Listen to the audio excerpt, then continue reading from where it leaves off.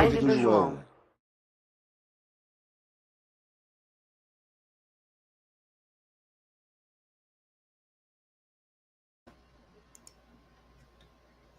Boa noite, camaradas, companheiros, amigos. Nós vamos dar início à live do João com um tema que vem tendo assim um grande destaque nacional e internacionalmente. Não sei se aqui os nossos internautas, nossos ouvintes, né, viram hoje, mas na Folha de São Paulo, o jornalista Nelson Sá nos informa o seguinte, que o Japão vai se unir, até já está no presente, na matéria, se une à China e aos BRICS para se proteger do dólar. E é este o tema da live do João do dia de hoje, para o qual nós, para inclusive ambientar, né, o nosso ouvinte, o nosso internauta, sobre esse tema, vamos apresentar algumas perguntas. E depois nós apresentaremos os nossos debatedores. A primeira é, afinal, considerando a decadência relativa do imperialismo Yankee, até quando o mundo seguirá usando o dólar como moeda central para o comércio?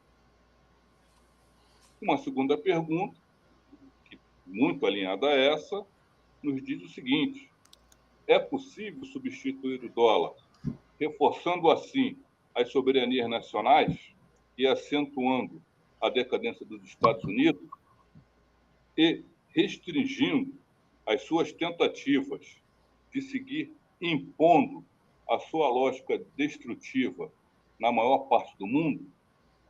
E, por fim, assim, acentuando o tempero nacional, a outra pergunta que nós vamos colocar para os nossos debatedores é a seguinte: e qual é o papel que o Brasil poderá jogar ou deverá jogar nesse jogo, nesse processo, melhor dizendo?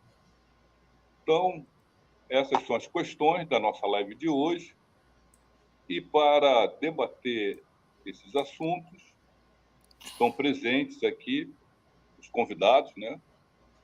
Em primeiro lugar, né, o companheiro, grande camarada, Lécio Moraes, economista, mestre em ciência política e analista legislativo da liderança do PCdoB na Câmara dos Deputados. E também, compondo essa ilustre mesa, também professor Marcelo Fernandes, doutor em economia, professor do programa de pós-graduação em economia política internacional da Universidade Federal Rural do Rio de Janeiro, presidente do Conselho Regional de Economia, também do Rio de Janeiro, óbvio, né? E dirigente estadual do Partido Comunista do Brasil. Então, esses são os nossos debatedores. O tema é esse, né? A decadência do dólar, se existe ou se não existe, se é possível ou não substituí-lo. E para dar início, né, à nossa conversa, nós passamos a palavra, em primeiro lugar, para o Marcelo Fernandes, que vai ter seus 10, 15 minutos para fazer a sua exposição. Depois passaremos para o Lécio, para também fazer a sua exposição. E, a partir daí, nós vamos receber as perguntas e as indagações dos nossos internautas e passar para os debatedores as comentários. Então, Marcelo, está contigo a bola. Boa noite, Marcos Costa. Boa noite, Lécio. Boa noite a todos que estão nos assistindo. Bom, esse é um tema, enfim, quente, né, vamos dizer assim. Bom, a pergunta mais simples de responder é a seguinte, né? O dólar está sendo questionado? Esse é o ponto. Bom, essa é mais simples porque essa, visivelmente, né, está sendo questionado.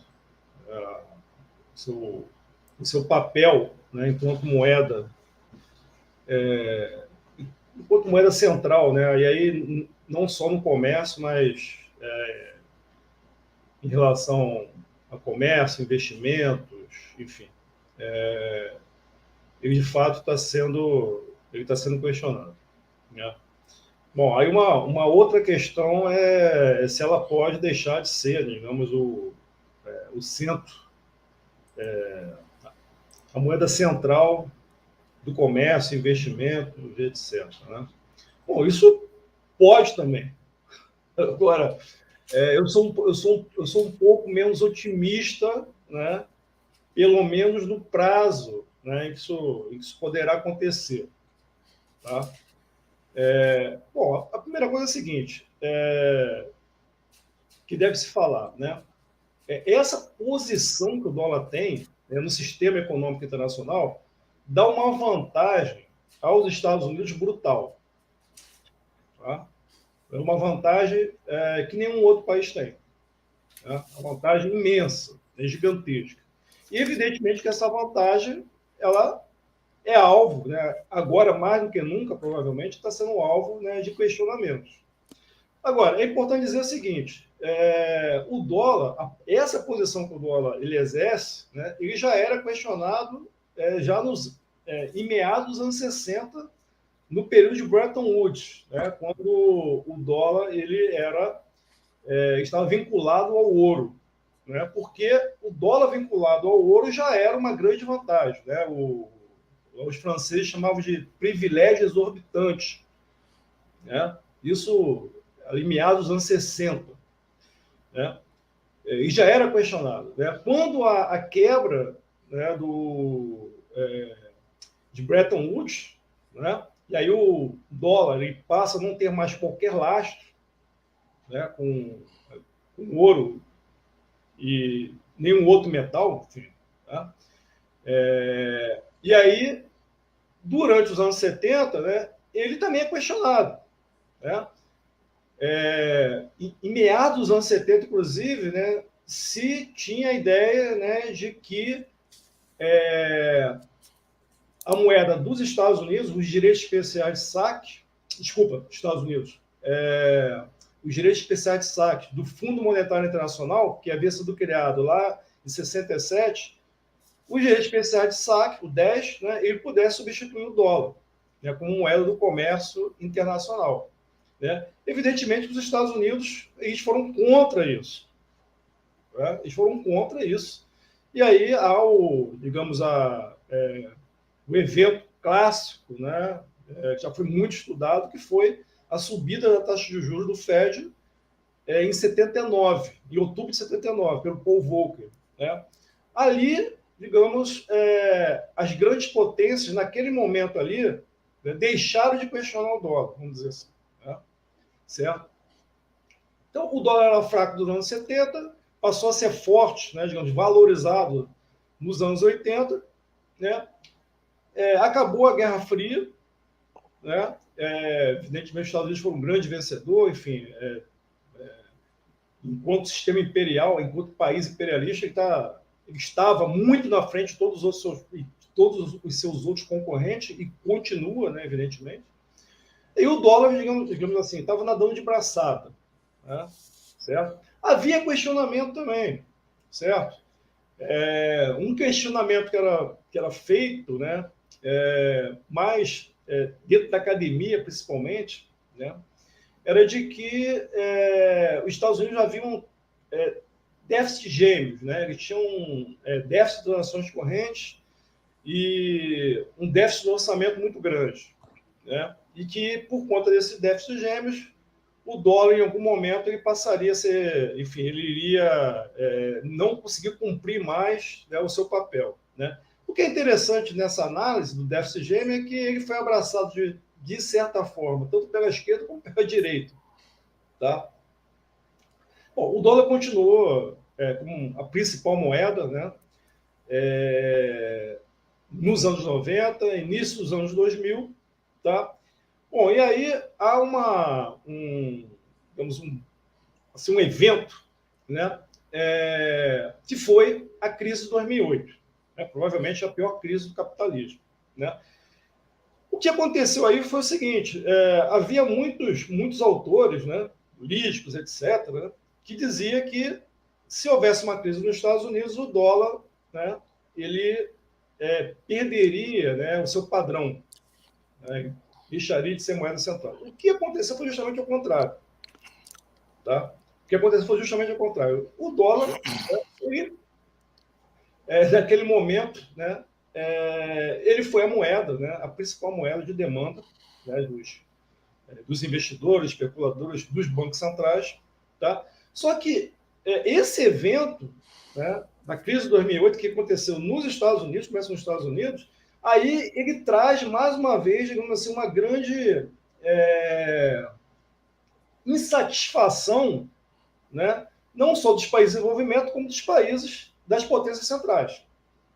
Né? Porque, óbvio, a crise é nos Estados Unidos, né? Havia, digamos, uma hipertrofia, né, do sistema financeiro que tem ligação direta, né, com o fato do dólar não ter mais lastro, né, do fato do dólar, né, ele ter esse papel hoje no sistema internacional.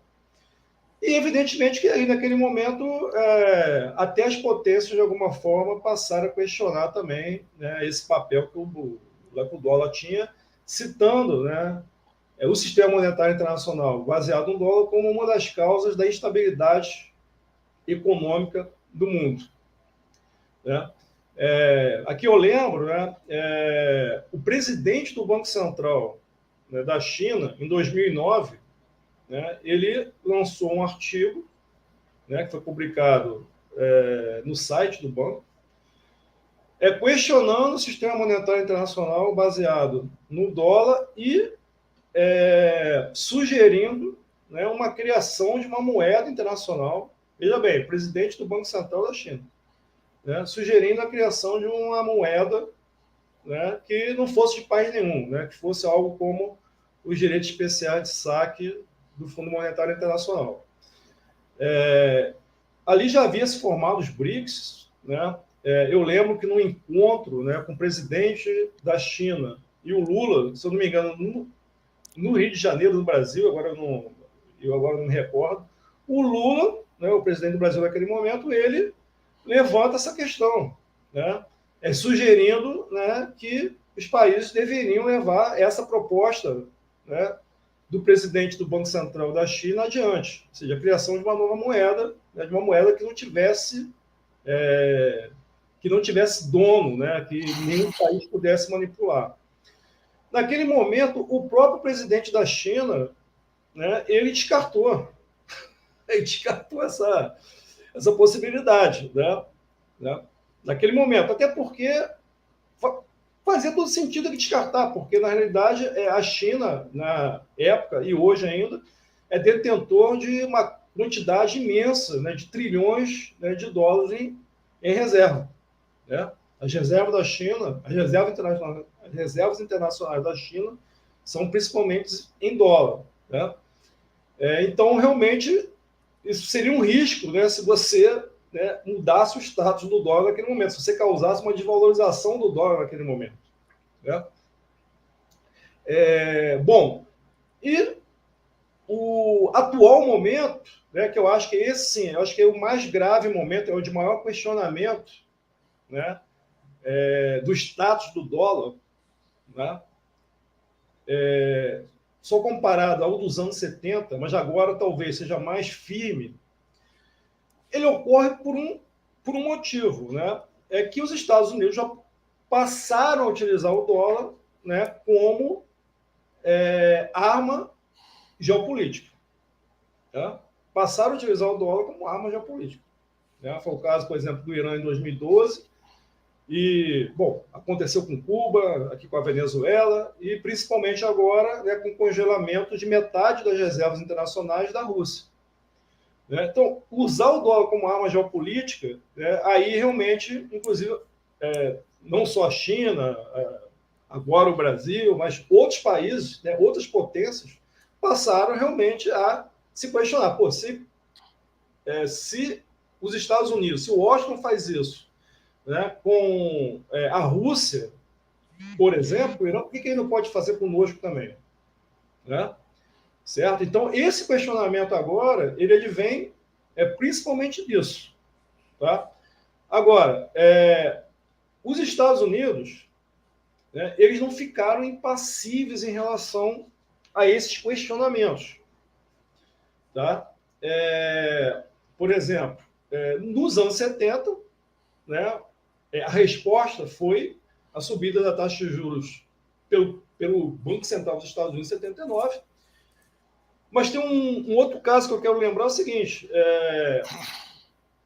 na crise asiática de 97 e 98, né, que aconteceu ali no coração ali dos países ali do leste asiático, o Japão, né, ele, digamos, se ofereceu, vamos dizer assim, né, de utilizar, né, o ien, né, que é a moeda japonesa, como uma moeda com uma força regional, né? Essa possibilidade foi rechaçada pelos Estados Unidos. Só para lembrar, foi rechaçada, né? Mais recentemente, quando o banco...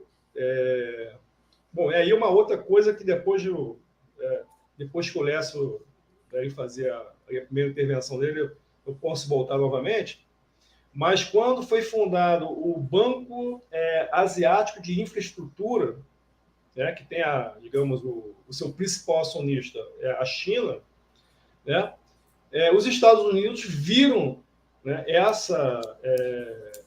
a fundação desse banco, né, como uma possibilidade, né, de aumentar, digamos, o uso internacional do renminbi, a moeda chinesa. De fato, eles estão certos, realmente, né? Na ocasião, né, os Estados Unidos, o Japão, né, que você falou agora, eles tentaram boicotar, né, a criação do banco. Eles tentaram boicotar a criação do banco. Nesse caso, eles não conseguiram impor sua vontade. Tá? No caso lá do Japão, na crise asiática de 97 e 98, eles conseguiram impor sua vontade e não permitiram que o ien japonês tivesse um papel maior, né, para, enfim, articular, digamos assim, o fim da crise asiática. Né? Agora, para terminar essa primeira parte, é o seguinte: esse questionamento, e aí que vem a grande novidade, né, que nunca existiu. Na verdade, são duas novidades. Primeiro, os Estados Unidos usarem, de fato, a sua moeda como arma geopolítica. Agora, existe uma outra questão que é interessante, a gente pode discutir mais para frente agora, é que existe uma outra, né, um outro país, uma outra potência, que no caso a China, né, que está, digamos, decidida, né, tem um plano, vamos dizer assim, né, de internacionalizar sua moeda. Tá sendo feito de forma lenta, né, muito lenta, mas tem alcançado algum sucesso, principalmente agora, né, com digamos, essa tentativa maior dos Estados Unidos, a partir da guerra da Ucrânia, de utilizar o dólar como arma geopolítica. Tá? Então, essa digamos, é a minha primeira intervenção. Tá bom? Obrigado. Obrigado, Marcelo. Ficou aí nos 15 minutos, né? Que era o máximo, né, que a gente tinha sugerido. Lembrar aí para os nossos internautas, para quem está nos acompanhando, para não deixar de dar o like, apertar lá o dedinho, para a gente mostrar aí para o pessoal que a live do João chegou para ficar, né, e que vai fazer barulho. E também, antes de passar mais uma vez, né, para o Lécio, pedir desculpas, eu esqueci de me apresentar. Também sou professor, assim como o Marcelo Fernandes, né, professor Marcos Costa, mestre em Economia da Educação e dirigente do Sindicato dos Professores do município do Rio de Janeiro, e também sou da direção estadual do PCdoB. Tá? Então, lembrando mais uma vez, pessoal, likes, e quem tiver dúvidas, perguntas, questões, por favor, acesse lá o chat. E aí, meu grande camarada Lécio, prazer inenarrável em revê-lo, passo a palavra para você. Boa noite a todos. agradecendo a oportunidade, saudando aí todos. Só que eu queria já começar fazendo uma pequena retificação aí, que na minha apresentação está dizendo que eu sou assessor da liderança do PCdoB na Câmara, né? Eu agora já não sou mais, né? Eu agora sou um quase feliz aposentado, né? Então, mas fora isso, eu continuo no mundo, continuo trabalhando. Penso assim que a primeira questão, né, não é mais um problema se haverá ou não haverá, né, alguma mudança na questão da moeda internacional, do papel do dólar hoje, mas sim quando, né, e quanto vai custar. Né? Porque a situação hoje do dólar é uma situação muito difícil. Né? Eles vieram numa corrida, né, de endurecimento, né, do uso do dólar em sua vantagem própria. Né? Primeiro, as desvalorizações frequentes, né, que criam muita instabilidade cambial e termina criando vantagens, principalmente comerciais, para eles. Né? E após isso, o problema das taxas de juros, das reservas de valor que o Fed começou a trabalhar fortemente, especialmente a partir da crise de 2008, né? E que trouxe uma grande vantagem para eles, tanto na criação de mais reservas bancárias nos seus bancos, né, como também na possibilidade de expansão permanente, né, do seu déficit público. Né? Ou seja, na verdade, eles trabalham com isso visando aquilo que é o interesse tanto da política interna, política interna dos Estados Unidos, né? A resolver os problemas lá deles, né? E joga a conta para o resto do mundo. Né? E por fim, a gota d'água, né, foi o uso bélico do dólar, que representou uma ameaça grave para todo mundo, né, especialmente com a Rússia. Os caras fizeram com a Rússia lá com os seus 6.000 ogivas nucleares, né? Imagine conosco, né? É o que deve ter perguntado lá o sheik lá da Arábia Saudita, né? Ficaram absolutamente alarmados com isso, não só ele e muitos outros, né? E isso foi a gota d'água, né, que realmente começou a entornar o caldo. O grande problema, na verdade, é que não há uma saída, exceto você conseguir criar uma alternativa ao dólar como uma moeda internacional para o comércio e para as finanças.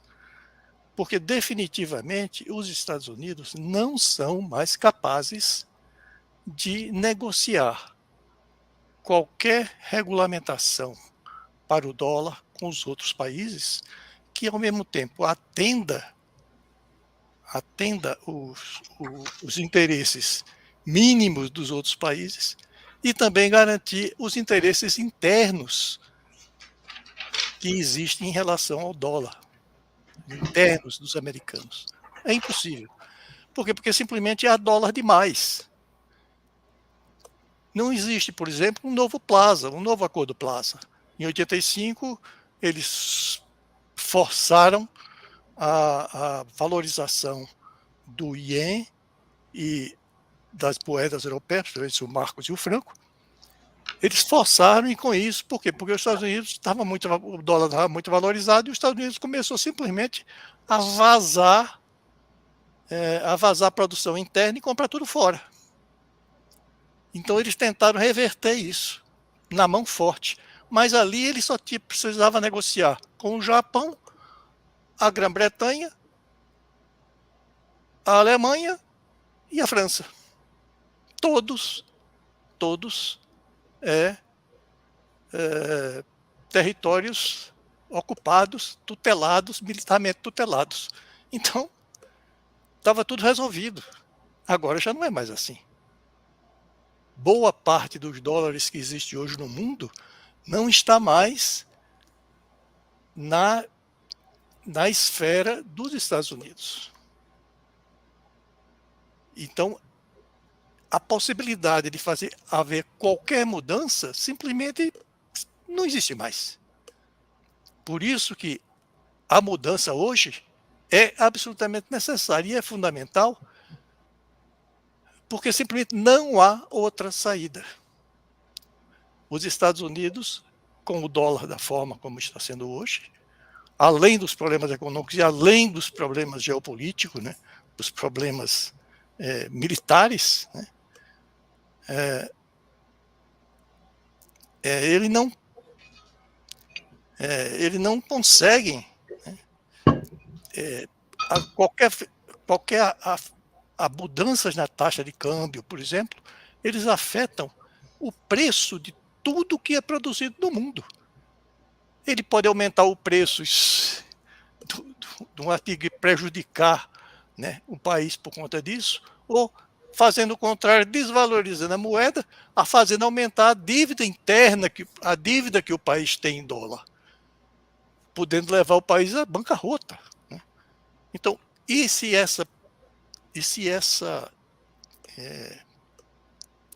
essa flutuação, né, permanece e não é possível de evitar que ela já funcione de outra forma, é um desastre, né, é uma ameaça até a própria integridade dos demais países. Então não há como resolver se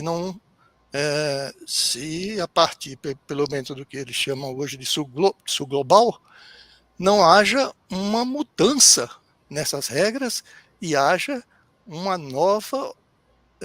novo arranjo, né, que beneficie também os países, sejam aqueles do sul global, sejam também países que estão ali ao lado e aliados dos Estados Unidos, né? Inclusive a economistas americanos que defendem agora, no final de dezembro de 22, né, que defendem que haja realmente essa desconcentração, né, essa multipolaridade, digamos, de moedas internacionais. Agora, o grande problema agora é como fazer. Né? Como é possível fazer?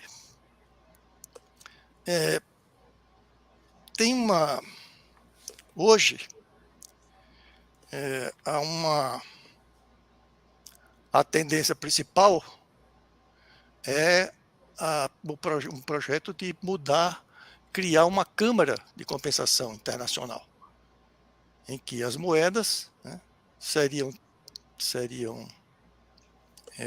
negociadas, né,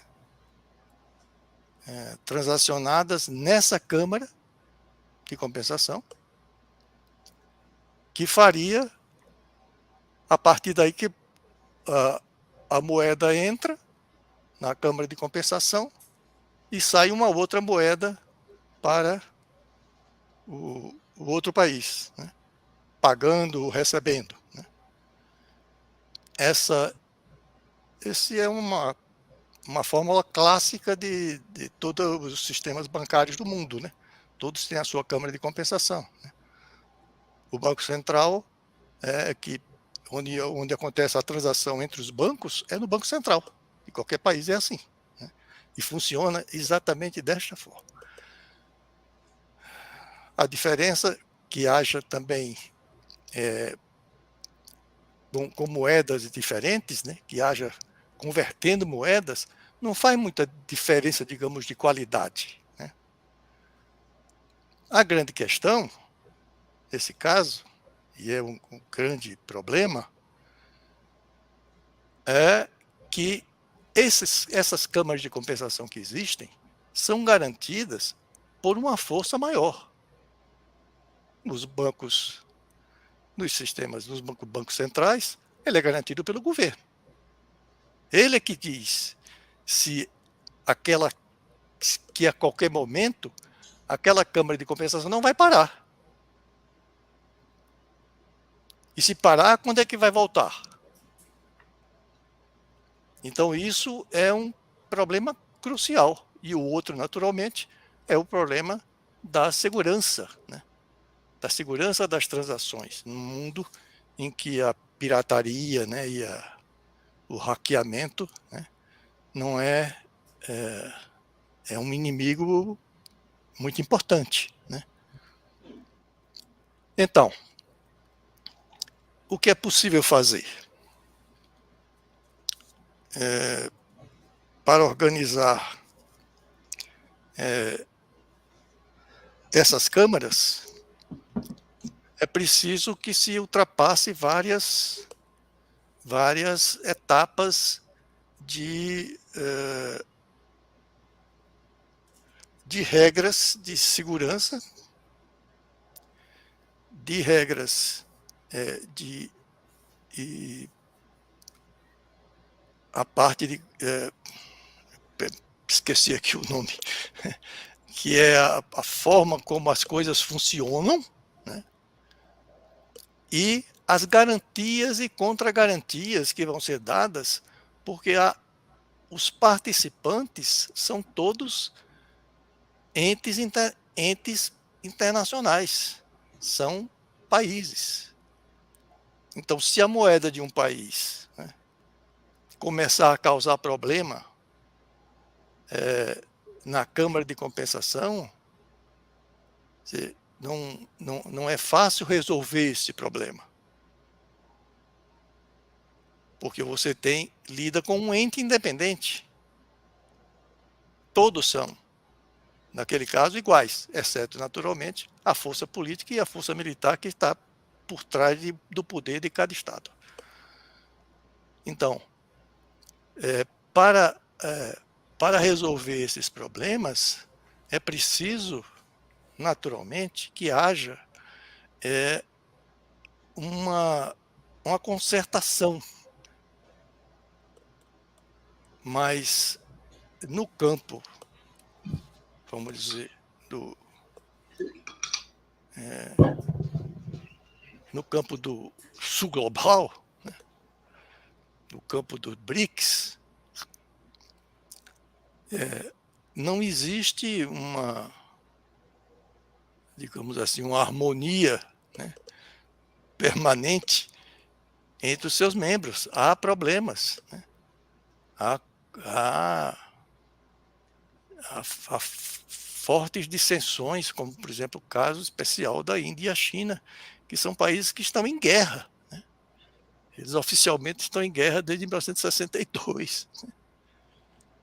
E a tensão é permanente. Hoje mesmo se vê claramente que a posição da China diverge da posição da Índia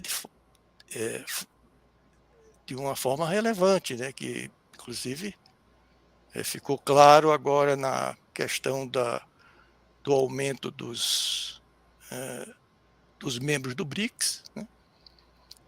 Ficou claro também na ausência do Xi, na reunião aí dos 20 maiores. E há muitos outros problemas entre países, outros que não precisam, que não fazem parte do BRICS, e que podem aderir facilmente, né, a essa nova forma, a esse novo arranjo, né, de transações internacionais monetárias, transações monetárias internacionais. Mas sempre haverá o problema das garantias, né? isso é uma coisa que precisa ser resolvida, né? Haverá uma administração central para esse banco, como existe para qualquer banco central. Haverá em qualquer câmara de compensação, é preciso uma administração central. E quem manda na administração central é um conselho daqueles que são os participantes, né? Dos participantes, das moedas participantes. E certamente esse conselho não será nada paritário, né? Isso é óbvio, né? Então, essa situação é que torna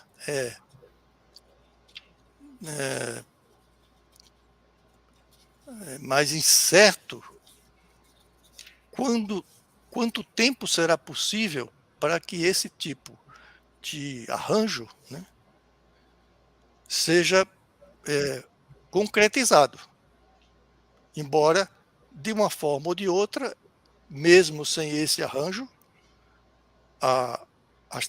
as mudanças, as transações de moedas estão já se dando espontaneamente, simplesmente porque um país que vende praticamente tudo para a China e compra praticamente tudo da China, não tem por que hoje usar o dólar. Esses já estão fazendo isso. Não há mais nenhum mistério. Eles já estão fazendo isso. Embora eles estejam trocando também uma parte da sua dependência do dólar americano para o renminbi chinês. Isso é claro, também, né? Mas isso pode acontecer. Vai haver essa expansão, no meu entender, essa expansão, vamos dizer, natural, né? que não precisa de um arranjo, né? De um arranjo internacional que chegue a capturar a grande quantidade de transações monetárias que existam, e a construção desses arranjos centralizados, que basicamente é as câmaras de compensação. Não dá para funcionar como funciona o SWIFT, que é completamente diferente as regras, e não dá para repetir, porque lá deu os Estados Unidos. E nessa outra, vamos dizer, daqueles dos grandes líderes do sul global, não existe nenhuma correlação de força que existe entre os Estados Unidos e os seus próximos aliados, né? O que é possível. Sim? Conclua, por favor. Conclua o raciocínio, por favor. Ok. É que haja uma possibilidade de haver várias tentativas, né, de criação dessas câmaras. Algumas terão mais sucesso, outras terão menos sucesso, e não importa exatamente se existem 2, 4, 6, 8 câmaras, né? Embora seja mais eficiente que haja só uma. Agora, esse tudo é um problema, porque é possível que, na verdade, que isso se dê mais a longo prazo, né? Esse novo arranjo, né? Mas, de todo jeito, o mundo já está caminhando para isso, porque simplesmente não há como manter a hegemonia do dólar da forma como existe hoje. Não há como fazer. Nem os Estados Unidos podem resolver e nem os demais países podem continuar sendo tão prejudicados. É isso. Muito obrigado. Obrigado, Léo. Lembrando aí aos nossos internautas, para lembrar, né, dar lá o seu like, para chegar forte a live do João aí nas mídias. Então, internautas, por favor, vão lá no dedinho positivo, tá? Para cima. No outro, não. Deem lá os seus likes. E aqui chegaram 3 perguntas. Antes de passar as perguntas, uma pena, né? Que essa é uma live que tem um certo tempo, E podem ficar muitas perguntas a serem respondidas, que a qualidade da exposição, tanto do professor Marcelo quanto do Lécio, assim, algo notável, muito brilho, que mostra, né, a força, né, de um pensamento revolucionário, pensamento marxista. O Marcelo traz, né, à tona, né, algo que alguns buscam esconder, mas que vai ficando cada dia mais evidente. Os Estados Unidos, nesse seu declínio, já utilizavam, mas agora utilizarem desesperadamente o dólar como uma arma para manter sua hegemonia. Quer dizer, o Lécio, né, chama atenção para o câncer que se tornou o dólar, né, e que vai contaminando, né, ao máximo outras economias e que também não tem saída, apresenta até algumas sugestões, algumas propostas, né, que esperemos, né, que aí o pessoal dos BRICS, mesmo com seus problemas, estejam lá considerando. É isso. Então, se para os debatedores falarem um pouco mais sobre isso, eu vou apresentar aqui as 3 perguntas, né, que chegaram, as 3 questões, melhor dizendo, né, fiz aqui uma síntese, então peço já de antemão desculpa, né, aos autores, mas alguma coisa do que solicitaram no chat eu vou conseguir apresentar aqui. O Sidney perguntou, em certo sentido, o Lécio até já tangenciou essa questão, mas poderia depois, né, retomar, se existem países que já substituem hoje o dólar nas suas transações comerciais. Esta foi a pergunta do Sidney, que o Lécio, de alguma maneira, já tangenciou essa questão. O Walter Sequeto pergunta se o padrão a ser adotado numa provável, né, ou hipotética substituição do dólar seria o padrão ouro, e o que isto significaria. Esta foi a pergunta do Walter. Numa hipotética substituição do dólar, se seria o padrão ouro a ser adotado e qual seria o seu significado. E um outro camarada, que eu não consegui identificar nome, pergunta se também se a China, né, resolver despejar trilhões de dólares no mercado, se isso também não seria uma arma. A China despejar trilhões de dólares no mercado. Então, espero que o professor Marcelo tenha adotado. Marcelo, que eu vou passar para você, depois passar para o Lécio. Aí eu pediria, né, que fosse um pouco mais sintético, né, que daqui a pouco vai chegar a hora de encerrar a live. Aí uns 7, 8 minutos, tá, Marcelo? Para abordar no que for possível essas questões. Não, tranquilo. Eu vou também ter esses 7, 8 minutos. Tá, eu vou começar com uma questão que sempre vem à tona, né? O ouro, entendeu? Então, assim, vou ser bem direto. Né? O ouro, o padrão ouro está morto e enterrado, acabou. Não vai voltar nunca mais. Né? O ouro não tem papel nenhum mais no sistema monetário, acabou. Não tinha, né, o que se acha que tinha na época do padrão ouro, né, porque, na realidade, você tinha uma outra moeda que fazia o papel que o dólar faz hoje, que era a libra. Né? Mas a Inglaterra, ela não respeitava também a quantidade de ouro que ela tinha. Tá? Então, assim, essa é uma visão que era o sonho dos neoliberais, vamos dizer assim. O sonho dos neoliberais é que houvesse uma volta do padrão ouro, porque eles acham que, com isso, ele pode reduzir o papel que o Estado tem, né, na articulação com a taxa de câmbio e na economia em geral. Tá? Então, o padrão ouro está morto e enterrado, ele não tem mais nenhum papel, embora, né, os bancos, como é um ativo, né, o ouro é um ativo, os bancos centrais eles guardam ouro, né, nas suas reservas. Isso de fato acontece, mas é um ativo como outro qualquer. Tá? Agora, com uma volta do padrão ouro, isso não tem a menor chance, isso não vai acontecer. Está morto e enterrado. Agora, antes de falar da China, eu queria dizer o seguinte, né? O Lessa falou uma questão interessante. Veja bem, não tem também a menor chance dos Estados Unidos aceitarem de forma pacífica, né, uma reforma no sistema monetário, né, que prejudique, né, o papel que o dólar tem hoje no sistema monetário. Não existe essa possibilidade, na minha opinião também. Eles não vão assim, pacificamente Verdade, fazer. é verdade. Isso é zero, entendeu? Aqui eu lembrei lá, desde meados dos anos 60, que o dólar, ele vira e mexe, ele é questionado. Entendeu? Quando o euro entrou em circulação, mas nos anos 2000, se falava muito, né, que o euro pudesse substituir o dólar como uma principal moeda. Veja bem, porque isso é essa é uma outra confusão que se faz.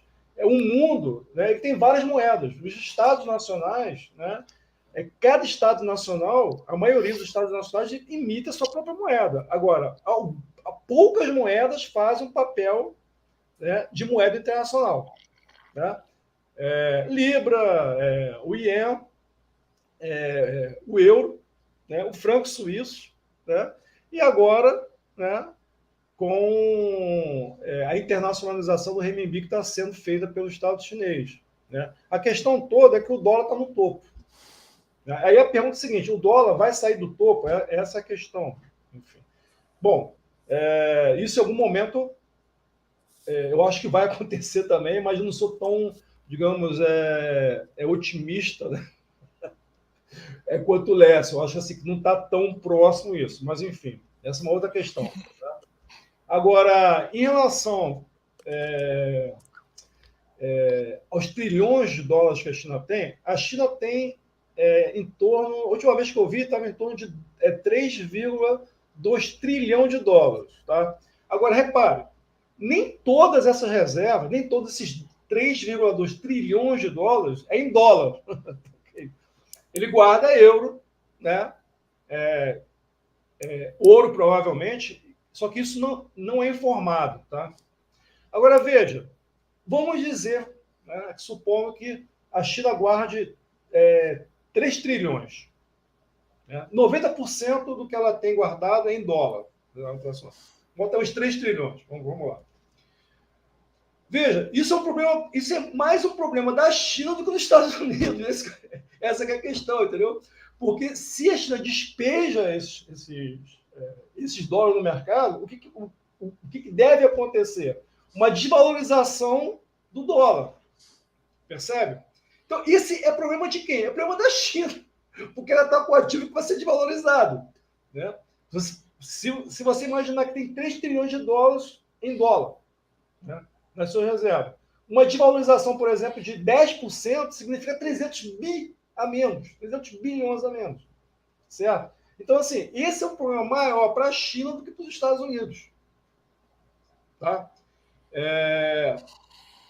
E aqui outra questão que eu queria, e aí eu passo por ela, é a seguinte: o que faz a diferença, né, nesse momento agora, é porque você tem um país, né, que resolveu, de fato, disputar né, a economia internacional com os Estados Unidos. E esse país é a China, entendeu? Porque, bem que o Lécio falou aqui, né, o acordo do PRASA, né, que acontece em 85, né, onde foi acordado, né, a desvalorização do dólar, veja, né, a valorização do iene e do marco. Aquilo prejudicou o Japão de tal forma, né, que até hoje eles estão entrando numa armadilha que até hoje eles conseguiram sair, beleza? Veja, Lécio, os Estados Unidos tentaram fazer a mesma coisa com a China nos anos 90. Né? Há pouco tempo tinha uma CPI nos Estados Unidos, no Congresso americano, eles dão outro nome, mas a gente chama de CPI, né, para investigar, né,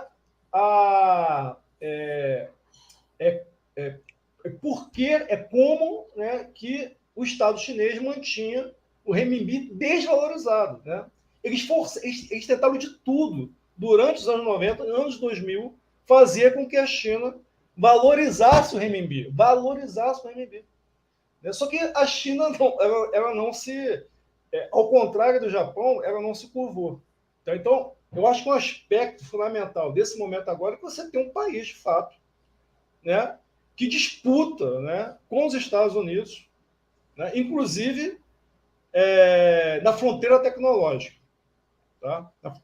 E a questão monetária traz uma vantagem tão grande para os Estados Unidos, mas tão grande para os Estados Unidos, né, que uma mudança, né, que venha a ocorrer, né, mesmo que pequena, já traz prejuízos a Washington. Tá? Esse é um ponto que a gente pode, se der tempo hoje ainda, a gente ainda pode discutir um pouco mais, entendeu? É isso. Obrigado, Marcelo. Então, Lécio, anotou as perguntas? Quer que eu repita ou está tranquilo? Você se lembra aqui da questão do ouro, o problema da propriedade chinesa, né, As perguntas? de Não, títulos, né, americanos. sim, isso. Isso, e a terceira A terceira, eu não recordo. você já tangenciou, se já tem algum país que Sim. esteja substituindo o dólar nas suas Sim. transações. Sim. Tá bom. Entendi. Eu acho que na questão do ouro já não preciso mais falar sobre isso. O Marcelo foi muito claro. E também a questão da a propriedade da China, né, sobre bens americanos, que basicamente é títulos da dívida pública. Não existe como ele usar a quantidade que tem em outros ativos que não seja, né, aquilo que está disponível na dívida americana, título da dívida americana. E isso naturalmente é uma ingresilha, né, terrível, né, dos dois lados, né, eles quando cortam o outro também cortam-se às vezes a si mesmo. Né? É uma situação muito complexa, né? Mas que com a naturalidade, né,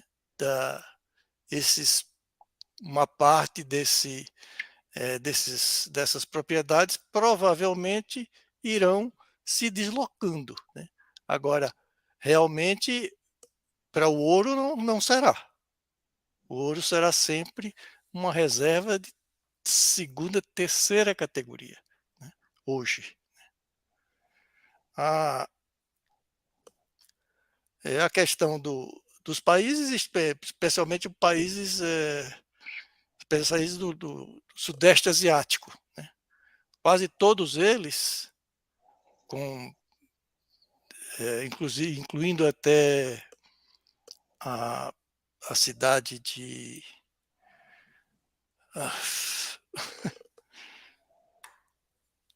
a cidade-estado, que eu acabei de esquecer o nome, Singapura. Né? Singapura. Basicamente, eles negociam com o Ien. Naturalmente, eles fazem isso com a China, né? Ou com outros países que também fazem também a mesma coisa com a China. Então, entre eles já se usa mesmo o renminbi, não há nenhuma possibilidade, nenhum ganho em não se fazer isso. Agora, as grandes economias, nenhuma delas faz isso. Mesmo, por exemplo, o Brasil, que tem a maior parte do seu comércio externo, hoje,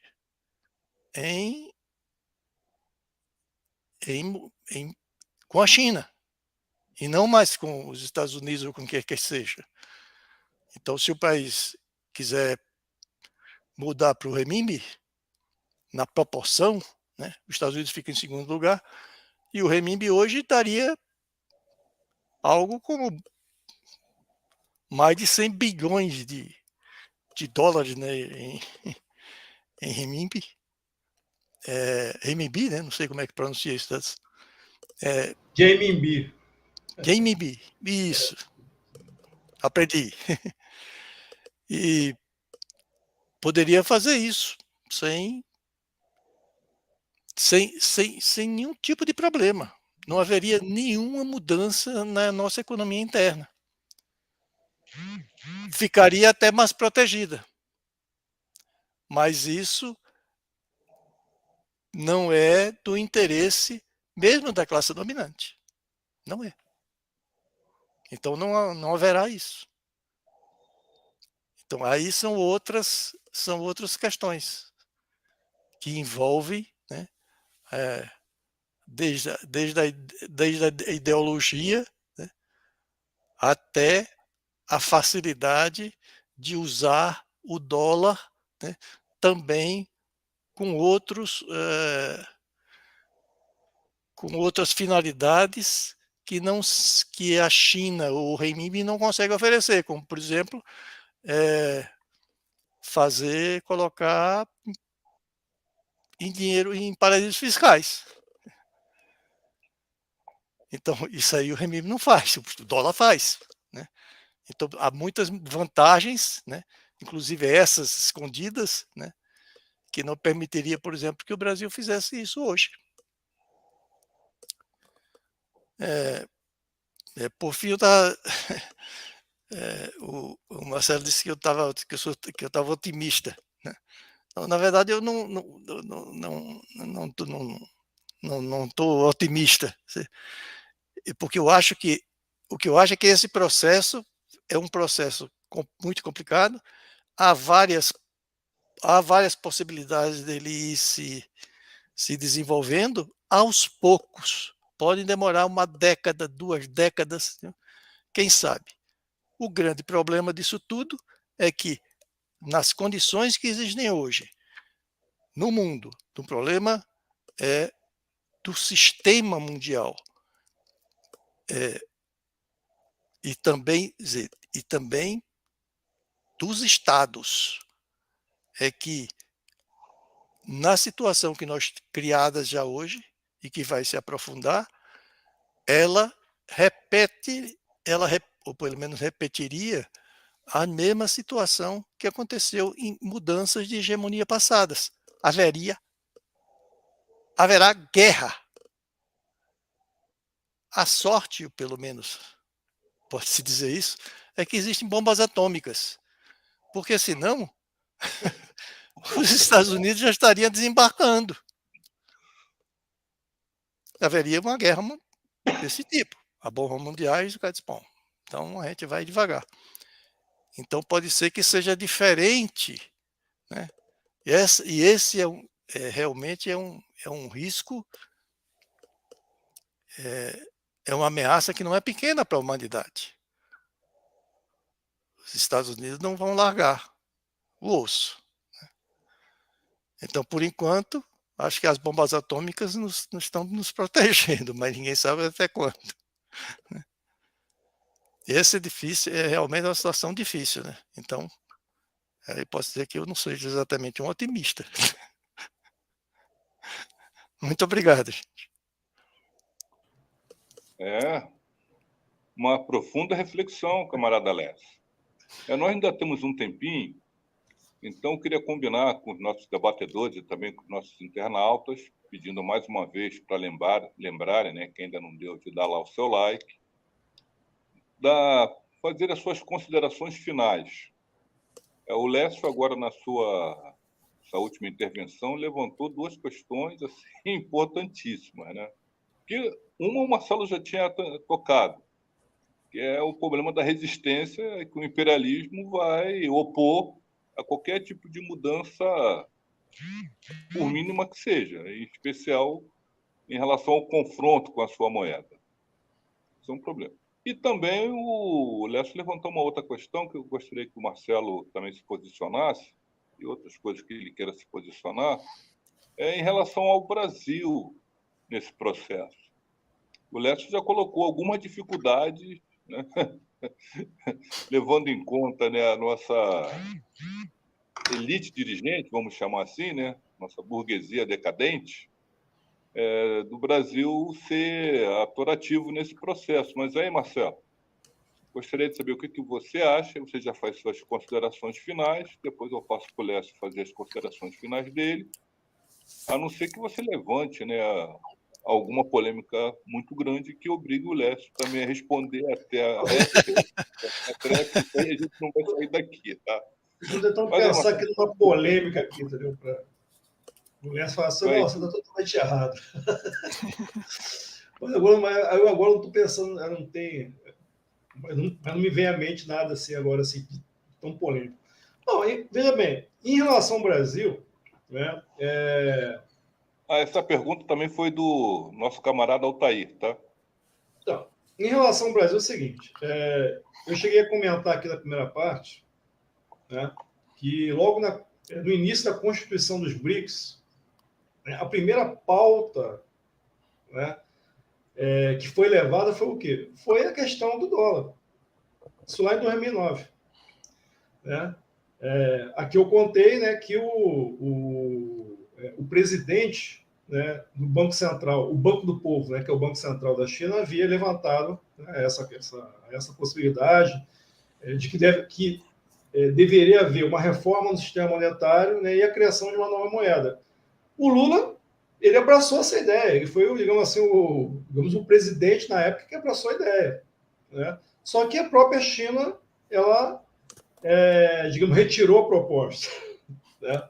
Vamos dizer assim. Agora, com a volta, né, com o fortalecimento dos BRICS, né, quando o Lula esteve na China, uma das primeiras coisas que ele falou foi justamente essa. Né? Porque ele falou assim, não, por que o Brasil e a Argentina, né, o Brasil ele emite real, a Argentina ela emite peso, por que a gente tem que utilizar o dólar? Essa pergunta que o Lula fez. O que a gente precisa lembrar aqui para os nossos, a quem está nos assistindo, é o seguinte, não existe nenhuma regra, né, nenhum conceito entre as nações que tem que ser o dólar. Não existe isso. Tem que ser o euro ou qualquer outra moeda. O dólar, né, ele passou a ser essa moeda padrão, né, a moeda-chave do sistema, por conta do poder diplomático, econômico e militar dele. Né? Eu contei um pouco da história aqui, como é que surgiu lá nos anos 70. Né? Por isso, entendeu? Agora, para você passar a utilizar outras moedas, por exemplo, Brasil e Argentina. O Brasil e a Argentina, Lécio, ele tem uma caixa de conversão já, né? Desde os anos, início dos anos 2000. Só que nunca foi muito para frente. Ela é utilizada, mas muito pouco.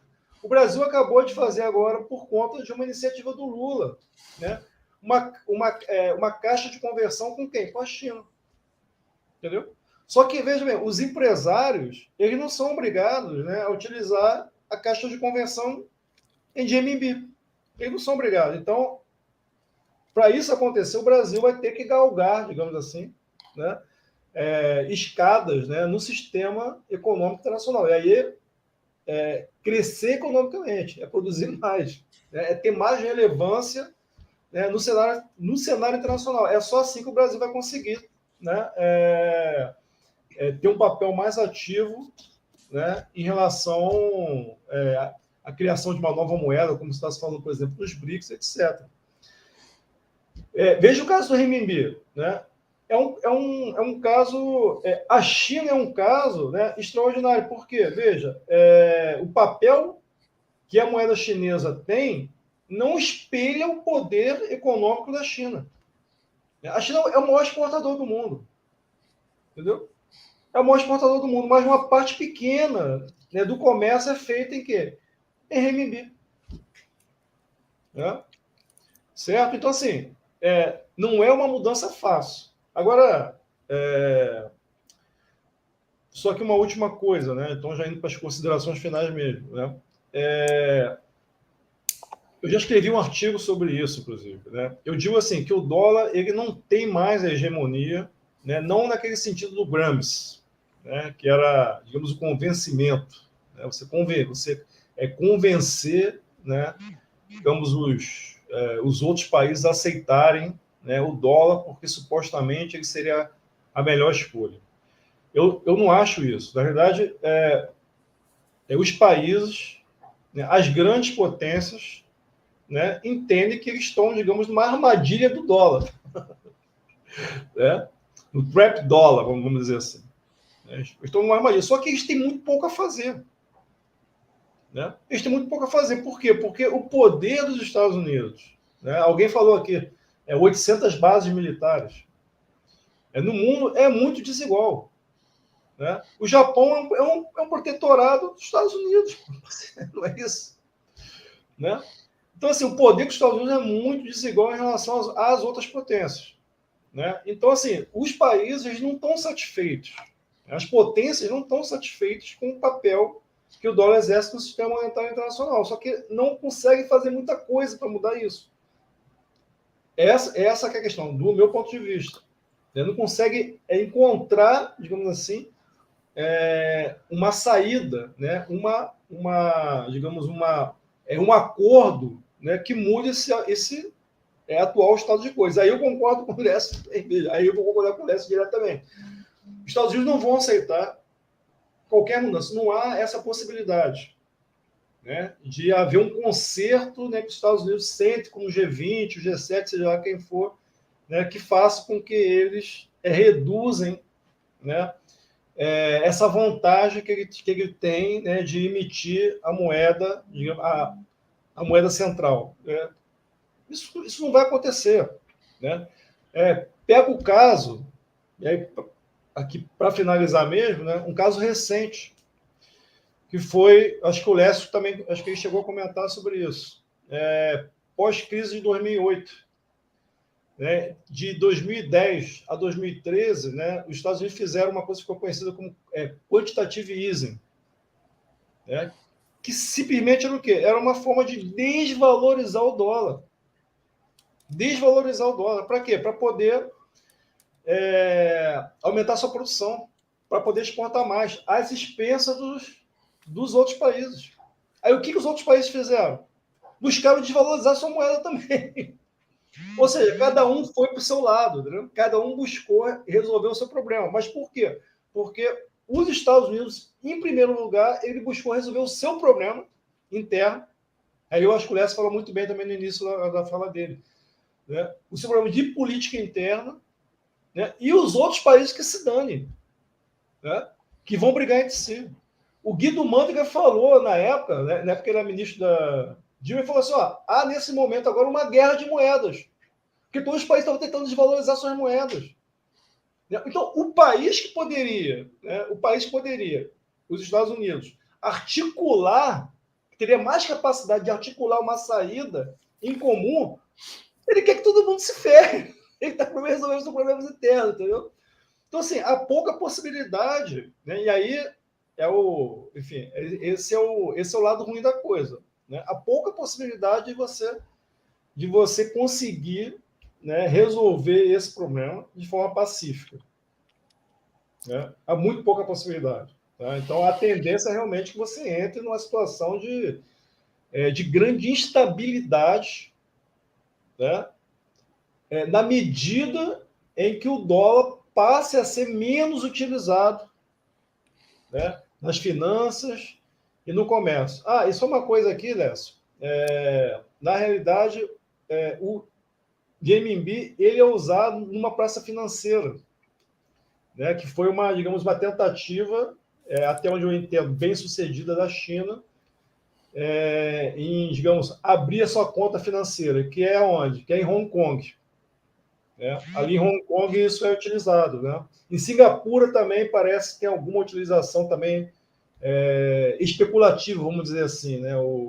Ali o renminbi. Mas é muito pouco, entendeu? Porque a China não quer abrir sua conta financeira. Ela acha que isso é um problema que vai trazer mais prejuízo do que benefícios. Porém, em relação ao comércio, ela vem avançando a passos razoáveis, né, pelo menos. Bom, é isso. Obrigado pelo convite à Fundação Maurício Grabois. Estamos aí. Obrigado, Marquinhos. Obrigado, Lécio. Então tá. Então, antes de passar a palavra, Lécio, duas questõezinhas rápidas. A primeira, quem está nos assistindo, quem está nos ouvindo, ir lá no likezinho, quem ainda não likeou, para likear. Se é que a palavra é certa, né? Um montão de novidade. Eu sou jovem há mais tempo, então vocês vão ter que desculpar aqui, tá?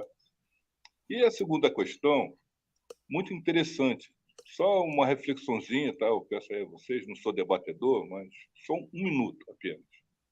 o Marcelo respondeu bem a pergunta de como que o Brasil pode ser player nesse jogo. Qual é o papel do Brasil? Resposta direta, objetiva do Marcelo: crescimento. Eu tenho que crescer economicamente.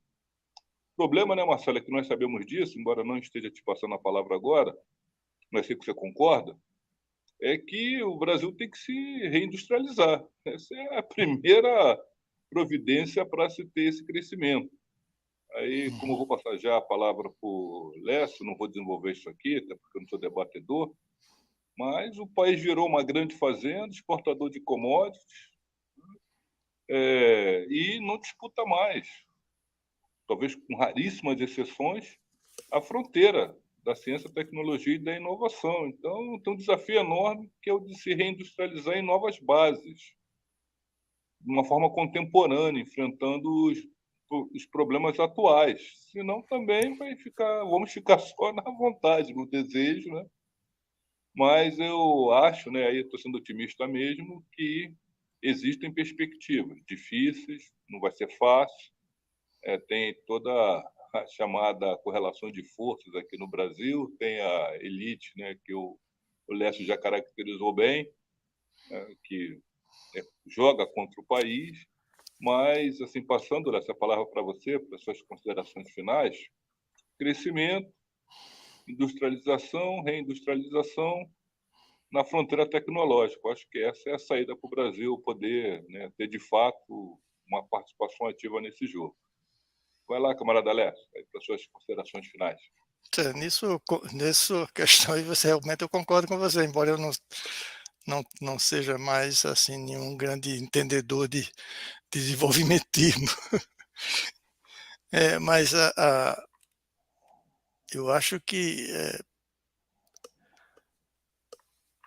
o Marcelo, né, já esgotou o que eu ia dizer, né? Então ele fica me devendo essa. Eu fiquei sem ter o que falar. Agora só para mostrar mais esse jogo complexo, né, que o mundo está enfrentando, né, que ninguém na verdade sabe como acaba.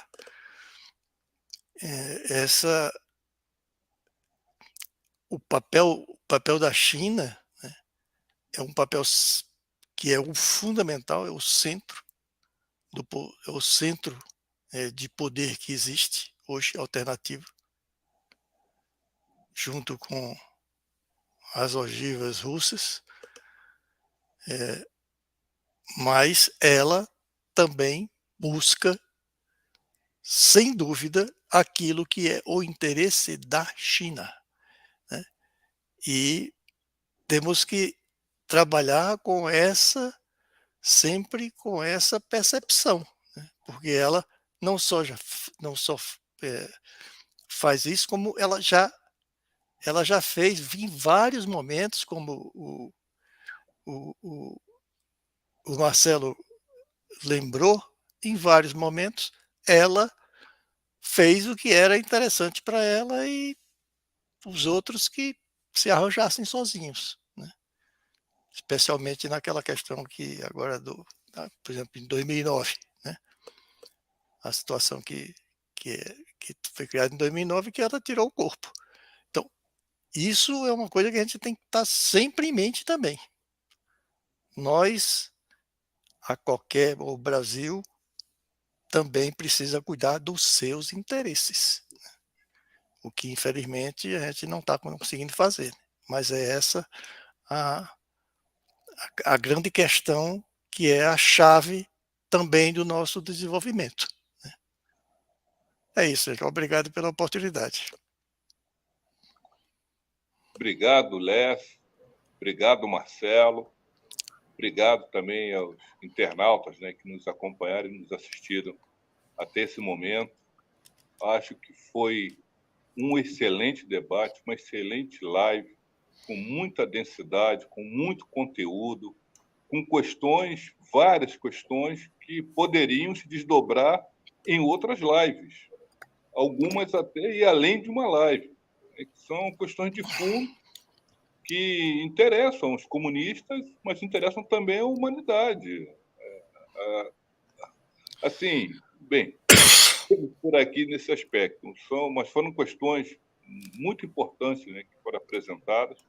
Mais uma vez, reitero os agradecimentos, né, em nome da Escola Nacional, João Amazonas, tem a live, né, do João, em nome também da Fundação Maurício Grabois, se ela me permitir, pedir aos nossos internautas que deem o último like aí, que ainda não deu, e agradecer também ao pessoal que ficou na nossa retaguarda, aqui, sustentando, né, o StreamYard, e pedindo desculpa por algum deslize aqui do apresentador. Sendo assim, encerramos, tá ok? Acho que estamos de parabéns, foi um grande debate, e a próxima live, esperemos, né, que é na semana que vem, né, que os nossos internautas estejam aí acompanhando esse rico debate que o partido vem fazendo e buscando, né, nesse debate, formar, né, a sua militância e também apresentar suas ideias para os amigos, simpatizantes, os democratas e aqueles que pensam e lutam por um Brasil digno e justo. Cerrei. Desligo aqui? Valeu, gente. Boa noite. Boa noite. Boa noite. Vamos agora assistir a seleção brasileira.